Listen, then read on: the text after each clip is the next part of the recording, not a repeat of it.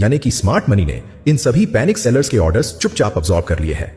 जो ट्रेडर्स डर के मारे बेच रहे थे, उनकी सारी सेलिंग एक बिग बायर ले रहा था और इसीलिए इस कैंडल के पास वॉल्यूम तो बहुत ज्यादा दिखाई दिया, लेकिन प्राइस और नीचे नहीं गई। ये एफर्ट वर्सेस रिजल्ट की मिसमैच है और ये एक पॉसिबल रिवर्सल जोन है जहां से प्राइस ऊपर जाने की संभावना बन सकती है। इसलिए यहां आपको शॉर्ट ट्रेड में एंट्री नहीं करनी चाहिए। चलिए अब दूसरे पैटर्न को समझते हैं। दूसरा पैटर्न, बाइंग क्लाइमैक्स। अब पहले चार्ट से बिल्कुल ऑपोजिट सिनेरियो इमेजिन कीजिए, जहां प्राइस बहुत देर से लगातार ऊपर जा रही है। हर तरफ बुलिश ट्रेंड की चर्चा है, न्यूज में भी पॉजिटिव बातें हो रही हैं और स्मॉल रिटेल ट्रेडर्स इस डर से बाइंग कर रहे हैं कि कहीं ये मौका उनके हाथ से निकल ना जाए। कुछ देर बाद चार्ट पर फिर एक बिग ग्रीन बुलिश कैंडल बनती है, जिसके नीचे वॉल्यूम बाकी कैंडल्स के मुकाबले सबसे ज्यादा होता है। अब ज्यादातर ट्रेडर ये देखकर सोचेंगे कि ये तो बहुत स्ट्रॉन्ग बाइंग है और मार्केट यहां से और ऊपर जा सकती है, लेकिन रियलिटी इसकी ठीक उल्टी होती है। असल में ये डिस्ट्रीब्यूशन फेज है। जब भी स्मार्ट मनी को अपनी बहुत बड़ी पोजीशंस एग्जिट करनी होती हैं, तो वो एक ही बार में एग्जिट नहीं कर सकते, क्योंकि अगर वो एक साथ सेल करेंगे तो प्राइस उस लेवल से तुरंत नीचे गिर जाएगी। इसलिए वो उस वक्त तक इंतजार करते हैं जब छोटे रिटेल ट्रेडर्स एक्साइटमेंट में आकर जोर शोर से बाइंग करते हैं और फिर उसी बाइंग प्रेशर में स्मार्ट मनी अपनी पोजीशंस चुपचाप सेल कर देते हैं। इसी वजह से आपको बुलिश मार्केट में छोटे कोटे करेक्टिव मूव्स देखने को मिलते हैं। इसलिए किसी भी बुलिश ट्रेंड में हायर लेवल्स पर जब भी आपको चार्ट पर सबसे बड़ी ग्रीन बुलिश कैंडल दिखे जिसके नीचे सबसे ज्यादा वॉल्यूम हो, तो हमेशा अलर्ट हो जाइए, क्योंकि ये उस बुलिश ट्रेंड के टॉप पर आ जाने का सिग्नल हो सकता है, जिसके बाद शायद मार्केट रिवर्स होकर नीचे की तरफ निकल जाए। इसलिए एक्साइटमेंट में आकर ट्रेड एंट्री करने से बचना चाहिए। तीसरा पैटर्न, नो सप्लाई टेस्ट। मान लीजिए चार्ट पर एक अच्छा खासा अप ट्रेंड चल रहा है और अचानक प्राइस थोड़ा सा पीछे हटकर नीचे आती है, जिसे देखकर आपके मन में यह सवाल उठता है कि क्या यह अप ट्रेंड अब बदलने वाला है या बस ये एक करेक्शन हो रहा है। ऐसे समय में हमेशा आपको वॉल्यूम देखना चाहिए। अगर उस पुलबैक में एक छोटी सी रेड कैंडल बनी है और वहां वॉल्यूम बहुत कम है, तो इसका मतलब है कि सेलर्स को कोई इंटरेस्ट नहीं है, कोई बेचना नहीं चाहता और मार्केट ने बस एक टेस्ट किया है कि क्या यहां कोई सेलर मौजूद है, और जवाब आया कि नहीं। इसे नो सप्लाई टेस्ट कहते हैं और इसका मतलब है कि अप ट्रेंड के कंटिन्यू रहने की संभावना बहुत ज्यादा है। असल में ये एक अच्छी बाइंग अपॉर्चुनिटी हो सकती है, क्योंकि यहां सेलिंग प्रेशर बिल्कुल अवेलेबल नहीं है।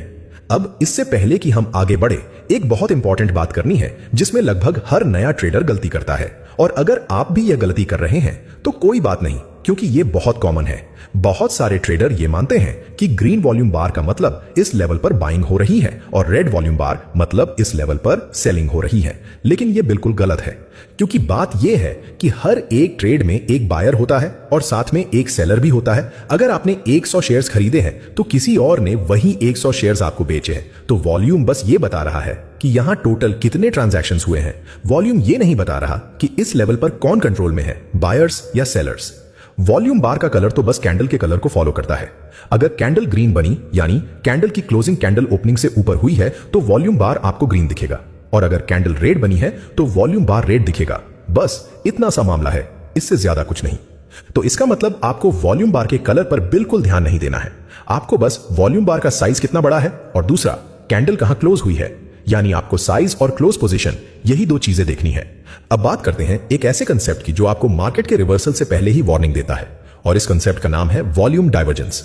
ये कॉन्सेप्ट बहुत सिंपल है। जब चार्ट पर प्राइस और वॉल्यूम दोनों एक ही डायरेक्शन में चल रहे हों, जैसे प्राइस ऊपर जा रही है और वॉल्यूम भी बढ़ रहा है, तो इसका मतलब ट्रेंड हेल्थी है और उसमें स्ट्रेंथ है, यानी ये एक नॉर्मल सिचुएशन है। लेकिन जब प्राइस और वॉल्यूम दोनों एक दूसरे से डिसएग्री करने लगे, तब आपको अलर्ट हो जाना चाहिए।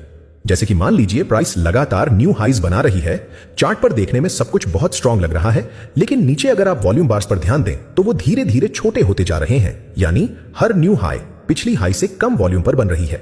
इसका सीधा मतलब है कि इस मूव के पीछे से फ्यूल खत्म हो रहा है। कम ट्रेडर्स अब इस तेजी को सपोर्ट कर रहे हैं और ये एक क्लियर वार्निंग है कि ट्रेंड कमजोर हो रहा है, जिससे यहां जल्दी ही रिवर्सल आ सकता है। और बिल्कुल यही बात ऑपोजिट डायरेक्शन में भी काम करती है। अगर प्राइस लगातार नीचे गिर रही है लेकिन हर नए लो पर वॉल्यूम पहले से कम आ रहा है, तो इसका मतलब है कि सेलिंग प्रेशर कम हो रहा है, सेलर्स थक रहे हैं और हो सकता है कि यहां मार्केट में बॉटम बन रहा हो। वॉल्यूम डाइवर्जेंस की खासियत यह है कि यह आपको उस समय सिग्नल दे देता है जब मार्केट ने अभी रिवर्सल नहीं किया है, लेकिन अंदर से वो थक चुका है। तो अगर आप इसे पढ़ना सीख गए तो आप बहुत सारे ट्रेडर्स से एक कदम आगे रहेंगे। अब तक सीखे सभी कॉन्सेप्ट्स को एक सिंपल और प्रैक्टिकल प्रोसेस में बदलते हैं, जो आप आज से ही अपनी ट्रेडिंग में यूज कर सकते हैं। इसमें आपको 3 स्टेप में चेकलिस्ट को फॉलो करना है। पहला स्टेप, बिग पिक्चर को देखिए। सबसे पहले चार्ट पर किसी भी एक कैंडल पर ध्यान देने से पहले थोड़ा पीछे हटिए और 15 मिनट या उससे ऊपर की टाइम फ्रेम पर नजर डालिए और खुद से पूछिए कि ओवरऑल वॉल्यूम इंक्रीज हो रहा है या फिर घट रहा है, और क्या कहीं कोई अनयूजुअल वॉल्यूम स्पाइक दिख रहा है। यह बड़ी पिक्चर आपको बताएगी कि मार्केट में ट्रेडर्स की ओवरऑल पार्टिसिपेशन बढ़ रही है या कम हो रही है। दूसरा स्टेप, की लेवल्स पर ध्यान दीजिए।